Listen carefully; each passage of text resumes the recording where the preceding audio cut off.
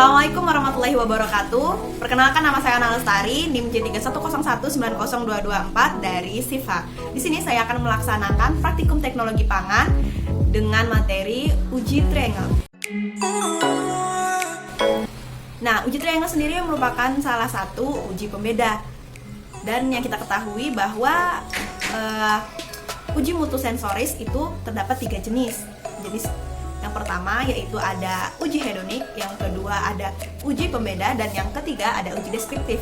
Nah, uji pembeda sendiri yang paling banyak digunakan yaitu yang pertama ada uji perbandingan berpasangan atau paired comparison test, dan juga yang kedua ada uji segitiga atau uji triangle, dan yang ketiga yaitu ada uji reference duotrio. Nah, jadi uji triangle sendiri merupakan salah satu uji pembeda di mana uji ini dilakukan untuk mengetahui apakah ada perbedaan sensoris di antara dua produk yang telah diberi perlakuan tertentu. Nah, untuk mekanismenya di mana panelis itu disajikan 3 sampel dan diberitahukan bahwa terdapat 1 sampel yang berbeda dari 2 sampel yang lain, dan kemudian mereka diminta untuk mengidentifikasi sampel yang berbeda. Untuk lebih jelasnya saya akan memberikan sedikit gambaran mengenai mekanisme dari uji triangle.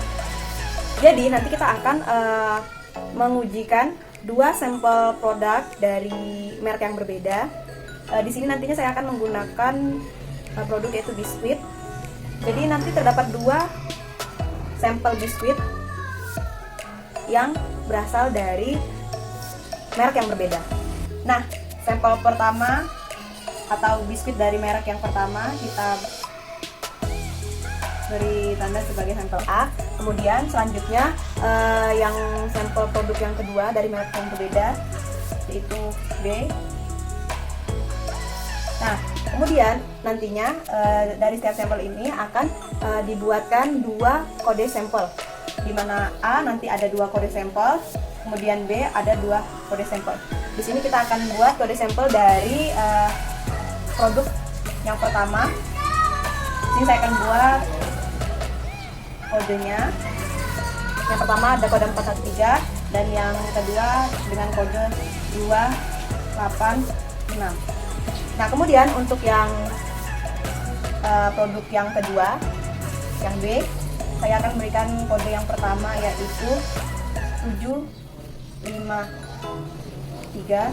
Kemudian untuk yang kedua sampel atau kode sampel yang kedua itu saya akan beri kode 612. Nah, mengapa di sini kita membuatnya menjadi 4 kode sampel? Karena 4 kode sampel ini digunakan untuk membuat variasi kode sampel ketika diujikan nanti ke panelis.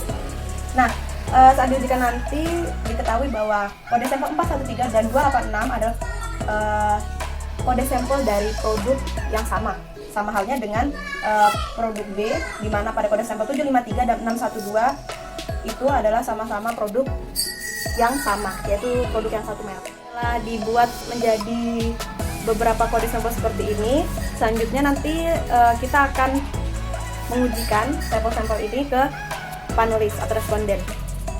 Nah, contohnya saja seperti ini. Ketika ada satu responden, nanti responden tersebut kita akan berikan biskuit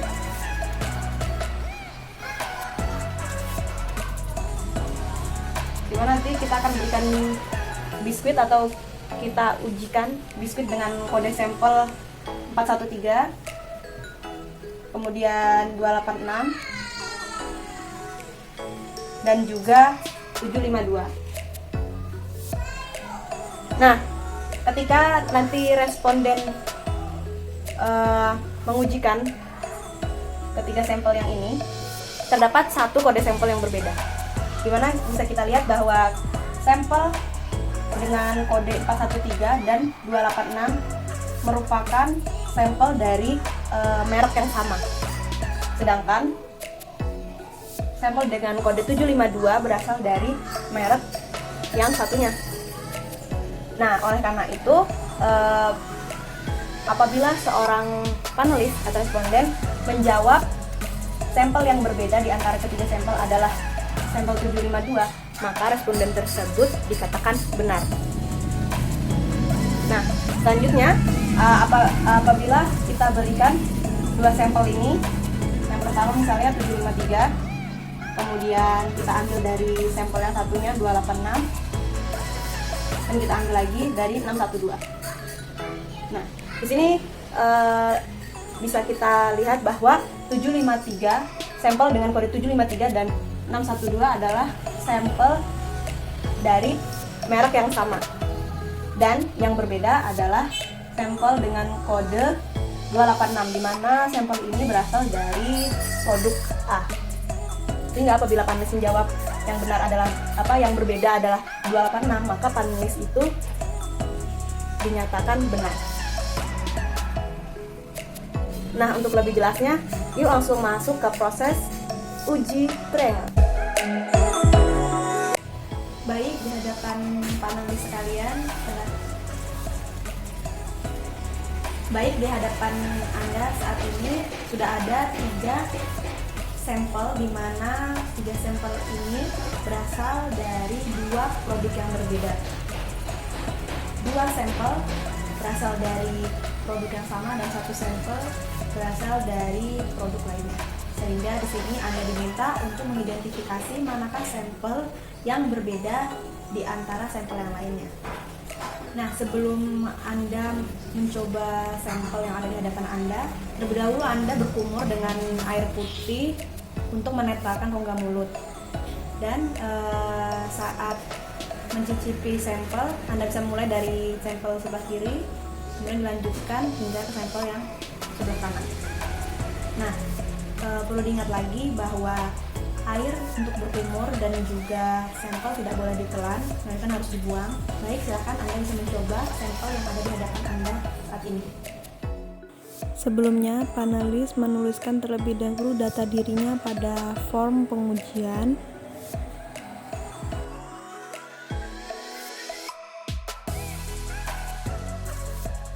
Setelah itu, barulah panelis memulai.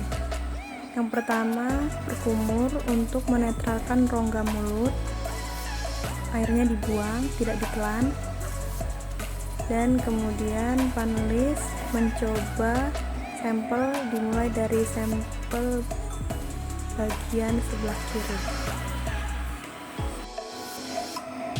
Sampel dirasakan, kemudian apabila sudah memastikan rasanya, sampel dibuang dan berkumur lagi dengan air.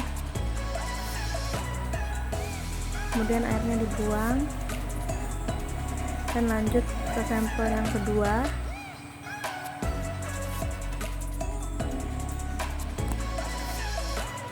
Panelis merasakan sampel.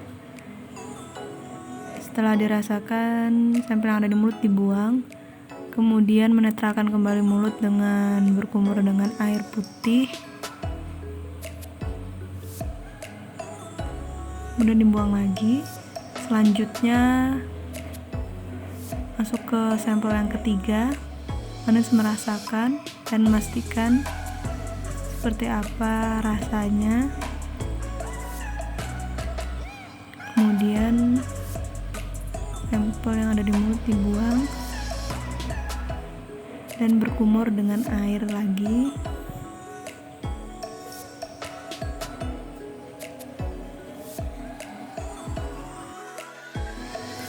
Apabila dirasa ragu dengan rasa yang ada pada sampel sebelumnya, panelis bisa mencoba kembali sampel yang sebelumnya. Kemudian berkumur dan membuang air kumuran. Selanjutnya, apabila sudah merasa pasti dengan apa yang dirasakan, panelis bisa mencentang sampel mana yang berbeda dari sampel lainnya.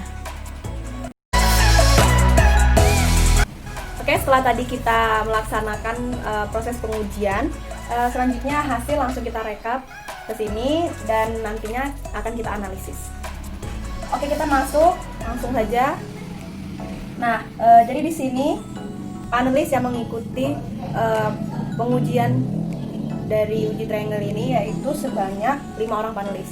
Nah, setiap panelis itu kemudian menganalisis manakah sampel yang berbeda di antara 3 sampel yang ada. Nah, untuk kunci jawaban dari pengujian kali ini, di sini kita lihat bahwa sampel yang sama, yaitu sampel dengan kode 413 dan 286. Dan sampel yang berbeda adalah sampel dengan kode 753. Nah, sampel 413 dan sampel 286 merupakan sampel yang sama ya. Dan sampel yang berbeda atau jawaban yang benar adalah sampel 753. Nah, sehingga panelis yang menjawab kode sampel 753 dinyatakan sebagai panelis yang benar dalam menjawab. Nah, di sini kita bisa kategorikan. Jadi panelis yang pertama ini benar. Kemudian panelis yang kedua juga benar. Panelis yang ketiga salah karena menjawab kode sampel 286. Kemudian panelis keempat juga benar.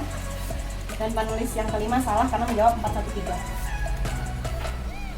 Nah, jadi ini yang merupakan sampel yang berbeda dari kedua sampel lainnya. Sehingga dapat disimpulkan bahwa panelis 1, 2, dan 4 merupakan panelis yang lolos sebagai panelis untuk proses pengujian berikutnya. Mungkin cukup sekian dari saya. Kurang lebihnya mohon maaf. Assalamualaikum warahmatullahi wabarakatuh.